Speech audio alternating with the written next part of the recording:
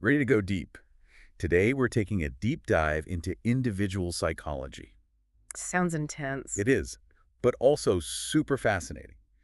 We've got Alfred Adler as our guide. The OG individual psychologist. From, like, way back. Exactly. We're going old school with his 1925 book, The Practice and Theory of Individual Psychology. Is this, like, a dense theoretical textbook kind of thing? It does have theory, but what's awesome is that it's packed with actual case studies from Adler's own practice. Ooh, so we get to see the theory in action. Exactly. It's not just abstract ideas. We see how this stuff plays out in real people's lives. I like that. Makes it way more relatable. Totally. So we're not just going to skim the surface here. We're going to unpack Adler's core ideas, like what really drives us, how our personalities even develop. The big questions, huh? The biggest. We'll also explore those unique ways we all strive for significance in the world. I'm already intrigued. Hit me with some Adlerian wisdom. Okay, so one of Adler's big concepts is the lifeline. He saw it as, like, a roadmap of a person's life. Roadmap. Interesting. Yeah. And the thing that shapes this roadmap is a person's unique goal of achieving a feeling of superiority. Okay, when I hear superiority, I kind of think of, like, wanting to be better than everyone else. Right. But that's not what Adler meant. Yeah. For him, superiority wasn't about dominance over others. It was about personal growth. So more like being the best version of yourself. Exactly. It's about self-improvement, pushing yourself to overcome weaknesses, and ultimately fulfilling your potential. I can dig it. He even uses something as simple as a child learning to walk to illustrate this. A child learning to walk, huh? Yeah. Even in that early stage, the kid's striving for a goal, right? They're reaching for independence, mastering their little world. Makes sense. Adler believed this drive comes from a feeling of inferiority that we all have as humans. Yeah, we all feel inferior. Well, think about it. We start off tiny and totally dependent. True, true. That experience kind of motivates us to grow, to learn, to achieve. It's like we're always trying to prove ourselves, not just to others, but to ourselves. Wow, never thought of it like that. It's deep stuff. And it ties into another one of Adler's key concepts, the masculine protest. Ooh, now that sounds juicy, especially considering when this was written. Exactly. It was 1925. Super rigid gender roles. What Adler saw was this tendency in both men and women to strive for what was considered masculine back then. So like wanting to be a man. Not necessarily wanting to be a man, more about wanting those qualities associated with masculinity. Assertiveness, independence, power. Ah, I see. Makes more sense. And think about it, masculine traits were often seen as the path to success. Sadly, yeah, that makes sense. So how does this masculine protest actually show up? Well, Adler said it could manifest in all sorts of ways. Career choices, relationship dynamics, even physical symptoms sometimes. Physical symptoms. Now that's wild. Like what? Imagine a woman working in a super male-dominated field. Yeah. She constantly feels overlooked. In there. She might develop, like, a persistent cough. Not because she's physically sick, but as a way to demand attention.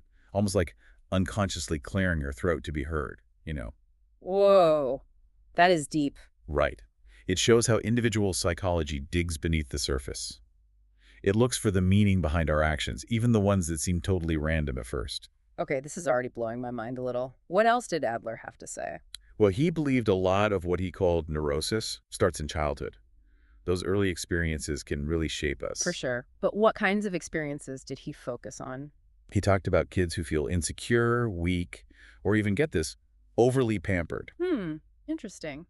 Both ends of the spectrum. He argues that those kids develop coping mechanisms that work okay when they're little, but then become problems as they grow up. I can see that. Makes total sense. He uses this example of a kid chucking stuff out a window. Seems pretty typical kid behavior. Like, Yeah, but to Adler, it could signal a power struggle with parents, a desperate need for attention, or even just a need to control something in their world. so it's more than just acting out. It's a kid trying to cope, to figure things out. Exactly. And for a kid who's what Adler called neurotically disposed. Neurotically disposed. Yeah. So like more likely to develop some kind of neurosis later on. Right.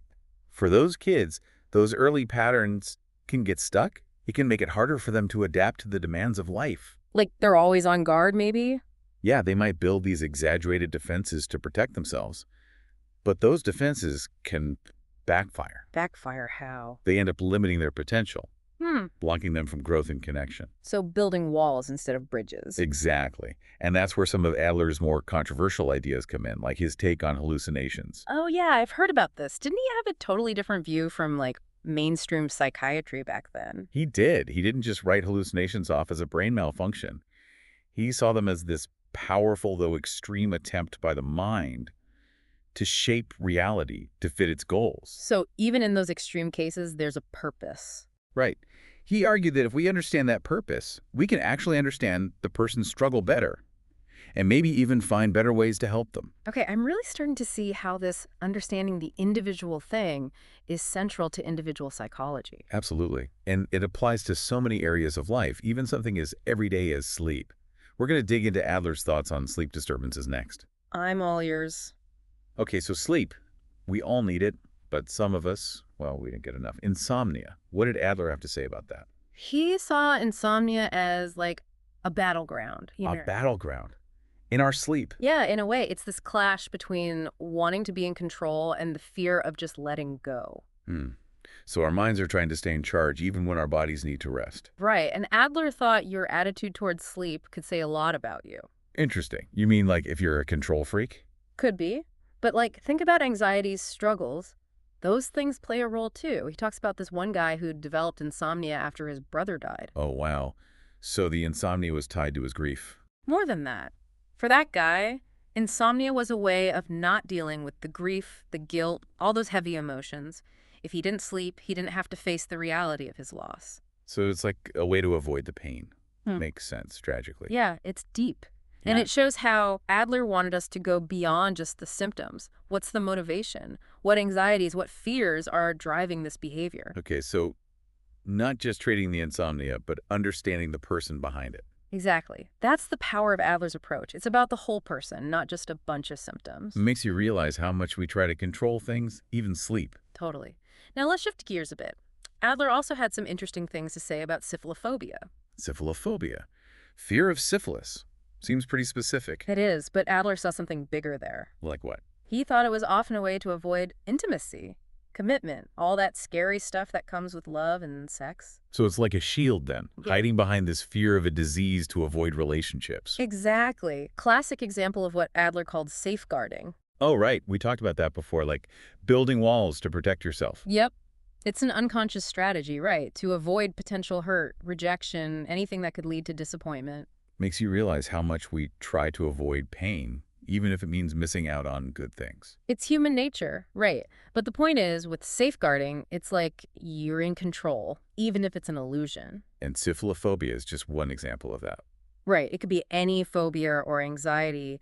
It's serving a purpose, protecting you from something you perceive as a threat. So sometimes the fear isn't really the issue, it's what's underneath it. Right. And understanding that is key to really helping someone. Okay, makes sense.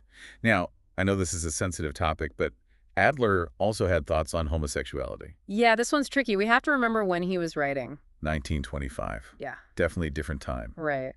But for his time, Adler was actually pretty progressive. Progressive how? He didn't see homosexuality as a disease or, a moral failing like a lot of people did back then. Interesting. So how did he view it? He called it an alternative lifestyle. Lifestyle. Okay, so what influenced that, according to Adler? He thought it was all tied to early childhood experiences. The individual striving for significance, like we talked about.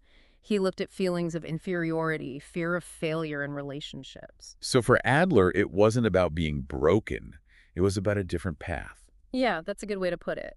And it all comes back to those basic human needs, right? Belonging, significance, connection. We all want those. And we all express those needs in different ways. Exactly. Which leads us to one of Adler's big ideas.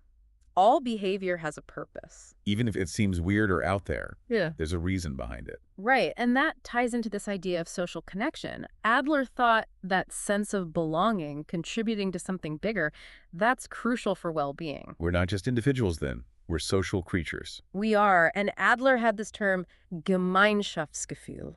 Try saying that 3 times fast. I know, right? But it basically means community feeling or social interest. Adler thought that was key to overcoming feelings of inferiority.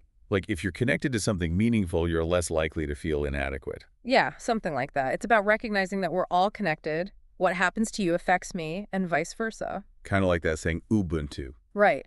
We're all part of this big human family, and that realization can be powerful. It can be. So before we wrap up, let's go back to those neurotically disposed kids. What were some of the things that Adler thought made them more prone to neuroses later in life? So those kids who are neurotically disposed. Adler said they're more likely to face challenges later on. But what makes a kid that way? It's not just one thing, right? It's this whole mix of stuff. But Adler really focused on early childhood. Like, if a kid feels inadequate, insecure. Or even spoiled, right? Yep, even that. Adler thought both extremes could mess a kid up. Both extremes. You mean like neglect Amy being pampered? Right, because both can screw up a kid's sense of self. Like, they don't learn how to deal with the world. Okay, so let's break that down. Yeah. How does neglect make a kid vulnerable? Well, let's say a kid has some kind of physical limitation. Okay. That could lead to a really strong sense of inferiority. And that can stick with them, make them anxious, insecure. So it's not the physical thing itself, it's how the kid feels about it. Exactly. It becomes part of their identity, like I'm different or I'm not good enough. And on the flip side, what about those spoiled kids? Well, if you're always protected from like challenges, disappointments. You don't learn resilience. Right. You never learn to trust yourself, that you can handle tough stuff. Makes sense. You're kind of set up to fall apart when things inevitably go wrong. Totally. And then there's the family dynamic. Adler thought that was huge. Oh yeah, he was big on birth order, right? Yeah. Like being the oldest kid versus the youngest. Exactly. He thought it shaped your whole personality. So what about those firstborn kids? The ones who get dethroned when a sibling comes along? They can get super driven, Ah. always trying to achieve, responsible, conscientious. But also maybe kind of anxious. Totally. Always worried about losing their spot. Always trying to prove they're still the best. Exactly. Then you've got the middle kids. They're stuck in between, right? Between the overachiever and the baby of the family. Yep. They often become the peacemakers, the diplomats. They learn to navigate all that family drama. For sure. And then there's the youngest, usually the most pampered. The little prince or princess? Uh-huh, exactly. They can be super charming, get what they want, but often they're not so good at, like, doing things for themselves.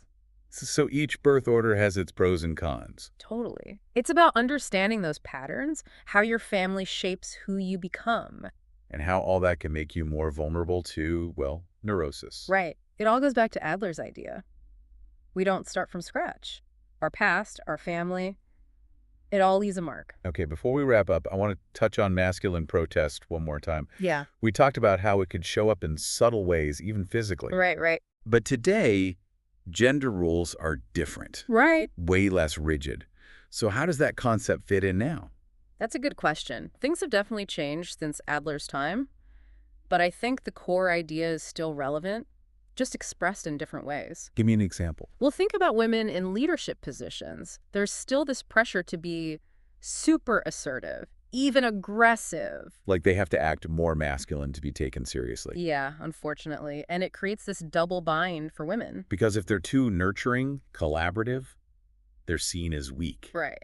But if they're assertive, tough. They're labeled as like bossy or bitchy. It's a no-win situation. Totally. And that's where Adler's insights are still so relevant. He was onto something, even back then. People feel this pressure to embody those traits linked to power, success. And those are often seen as masculine traits. So it's deeper than just women trying to be like men. It's about this whole system that values certain traits over others. Exactly. And it can be really tough to navigate, especially if you don't fit neatly into those boxes. Which is why individual psychology is so valuable. It helps us make sense of all this, our own behavior, other people's behavior. Totally. And what's cool about Adler is he doesn't pathologize all this.